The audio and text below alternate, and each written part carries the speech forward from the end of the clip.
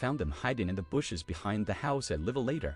Looking at the blood on their hands and clothes, it was clear that they were the killers. The police arrested them, and when they were questioned, not only did they confess to their crime. When we think of serial killers, the image that often comes to mind is of adults, people whose heinous crimes are often fueled by years of trauma, hatred, or deeply rooted psychological issues.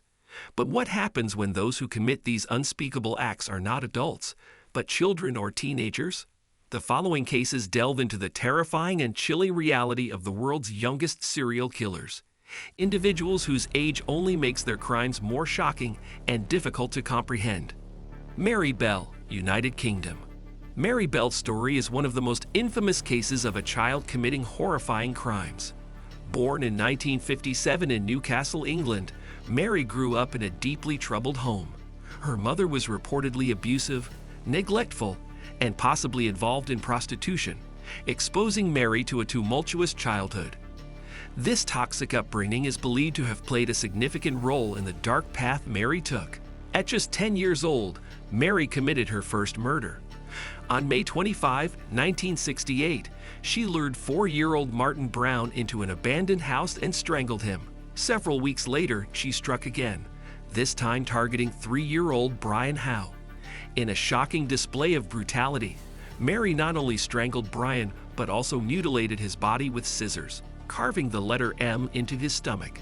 What makes this case even more chilling is Mary's lack of remorse. After the murders, she would reportedly taunt the families of her victims and even wrote disturbing notes claiming responsibility for the crimes. She was arrested later that year and convicted of manslaughter rather than murder, as psychiatrists argued she suffered from diminished responsibility due to her age and psychological state. Mary served 12 years in custody and was released in 1980 under a new identity. Jess Pomeroy, United States. Jess Pomeroy, known as the Boston Boy Fiend, committed his horrifying crimes in the 19th century, making him one of America's youngest serial killers. Born in 1859 in Charlestown, Massachusetts, Jesse exhibited alarming behavior from an early age. He was a solitary child with a fascination for violence, often torturing animals and bullying other children. By the time Jesse was just 11 years old, he had begun to attack young boys in his neighborhood. He would lure them to secluded areas, strip them, and brutally beat them with belts or sticks. While these assaults were horrific, Jesse escalated to murder in 1874. His first known victim was a 10-year-old girl named Katie Curran. Jesse lured her to his mother's dress shop, where he killed her and hid her body in the basement. His second victim, a 4-year-old boy named Horace Millen, was found brutally murdered in a marshy area. Jesse was only 14 when he was arrested and charged with the murders. Pomeroy was convicted and sentenced to life in solitary confinement. His chilling case remains one of the earliest examples of a juvenile serial killer in American history. Amardeep Sada, India. Amardeep Sada's crimes shocked not just his local community, but the entire world. Born in a poverty-stricken village in Bihar, India, Amardeep reportedly committed his first murder when he was only 7 years old. His victims? Infants, including his own 8-month-old sister and a 6-month-old cousin. Amardeep's final victim was another baby, a 6-month-old girl named Khushbu, whom he strangled and bludgeoned with a rock. What made his crimes even more horrifying was his calm and emotionless demeanor when questioned by police. He showed no remorse and even smiled as he confessed to the killings. Due to India's juvenile justice laws, Amardeep could not be tried as an adult. He was placed in a juvenile detention facility, where he was monitored closely. His case remains a chilling reminder of how even children can harbor violent tendencies. Craig Price, United States. Craig Price, also known as the Warwick Slasher, committed his first murder at the age of 13. Born in 1973 in Rhode Island, Price grew up in what appeared to be a normal household. However, beneath the surface, he harbored a violent and disturbing side. In 1987, Price broke into the home of a neighbor, Rebecca Spencer, and stabbed her 58 times, killing her. 2 years later, he committed a triple homicide, murdering Joan Heaton and her 2 daughters, Jennifer 10 and Melissa 8. The sheer brutality of these murders Joan was stabbed 57 times, and her daughter suffered multiple stab wounds, shocked the nation. What makes Craig Price's case unique is the fact that he confessed to the murders without hesitation. He later revealed that he felt no remorse for his actions. At 15, he was sentenced to juvenile detention, but because of Rhode Island's laws at the time, he could not be held beyond his 21st birthday.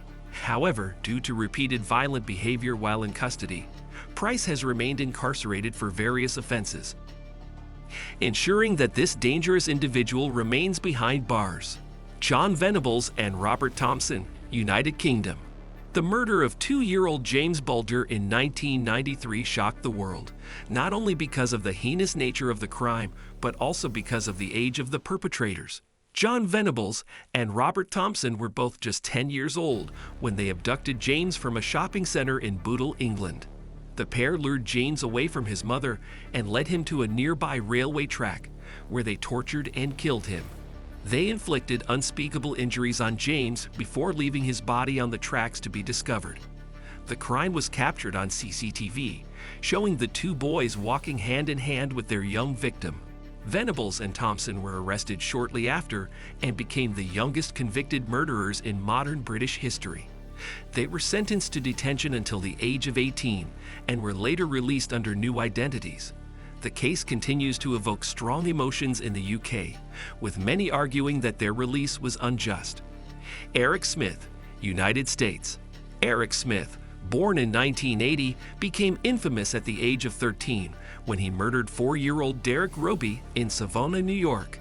Eric, who had been bullied for his appearance, freckled skin, thick glasses, and red hair, was an angry and troubled child. On August 2, 1993, Eric lured Derek into the woods, where he strangled him and inflicted severe injuries using a large rock. The brutality of the crime shocked the small community. Eric later confessed to the murder, stating that he was angry and took out his frustration on Derek. Eric was tried as an adult and sentenced to 9 years to life in prison. Over the years, he has expressed remorse for his actions and has been denied parole multiple times. His case highlights the devastating consequences of untreated anger and mental health issues in young people. Peter Woodcock, Canada. Peter Woodcock, born in 1939 in Toronto, Canada, was a deeply disturbed individual who began exhibiting violent tendencies at a young age. By the time he was 17, he had killed 3 young children in brutal attacks. Peter's first victim was 7-year-old Wayne Millette, who he lured into a secluded area and strangled. He later killed 9-year-old Gary Morris and 4-year-old Carol Voice in similar fashion. His crimes were calculated and remorseless, and he showed no empathy for his victims. Woodcock was diagnosed as a psychopath and declared unfit for a regular prison sentence. Instead, he was confined to a psychiatric institution, where he remained for most of his life. His case is a chilling reminder of the dangers posed by untreated mental illness in young offenders. The cases of these young killers defy our understanding of innocence and morality. How could children, who are often seen as symbols of purity and hope, commit such brutal and calculated crimes? While each of these individuals had unique circumstances that may have influenced their behavior, their actions remain incomprehensible and tragic.